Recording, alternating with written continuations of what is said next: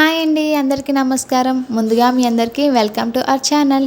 ఈరోజు స్పెషల్ వచ్చేసి brinjal fry ఎలా చేయాలో చూద్దాం. చాలా సింపుల్గా ఇంట్లోనే ప్రిపేర్ చేసేయచ్చు. మనం వీడియోలోకి వెళ్ళే ముందు మన ఛానల్కి సబ్స్క్రైబ్ చేసి బెల్ ఐకాన్ అయితే క్లిక్ చేసుకోండి. ఇప్పుడైతే వీడియోలోకి వెళ్ళిపోద్దాం. ఫస్ట్ అయితే వంకాయ ముక్కల్ని ఇలా ముక్కలు ముక్కలుగా కట్ చేసి పెట్టుకోండి. అందులోకి ఇప్పుడు కొంచెం పెరుగు కూడా వేసుకోవాలి. అలాగే పసుపు, ఉప్పు, కారం వేసుకొని ఇవన్నీ బాగా మిక్స్ అయినట్టు బాగా కలుపుకోవాలి. మీకు ఉప్పు ఇప్పుడు కొంచెం వేసుకున్నా పర్వాలేదు, తర్వాత ఇంకా కావాలంటే వేసుకోవచ్చు. ఇప్పుడైతే స్టవ్ మీద కడాయి పెట్టుకొని ఒక 4 స్పూన్స్ అయితే ఆయిల్ వేసుకోండి.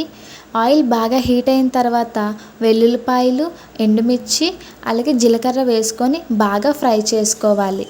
ఇప్పుడు ఇలా ఫ్రై అయిన వాటిల్లోని వంకాయ ముక్కలు మనం మసాలా పట్టుకున్నాం కదా, ఆ మసాలా వంకాయ ముక్కలన్నీ మనం కళాయిలోకి వేసుకొని బాగా ఫ్రై చేసుకోవాలి. ఇదంతా హై ఫ్లేమ్ మీద చేయండి. ఇలా చేసుకోవడం వల్ల వంకాయ ముక్కలకి మసాలా అంతా బాగా పట్టి మనకి అది ఫ్రై అయ్యేటప్పటికి మనకి మంచి గ్రేవీగా అయితే వస్తుంది.